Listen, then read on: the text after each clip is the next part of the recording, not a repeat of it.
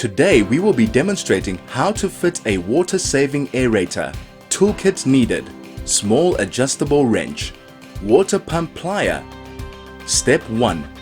Using a suitable wrench, remove the aerator casing, taking care not to damage it. You will be reusing it. Step 2.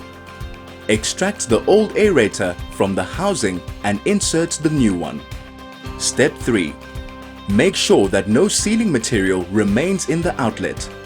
Step 4. Make sure that the new sealing washer is fitted correctly with the new aerator in the housing. Step 5. Refit the housing with the new aerator to the outlet and tighten using a suitable wrench. Enjoy doing your bit for water conservation. Cobra, the brand you trust. For further technical support and advice, call us on 0861 21 21 21.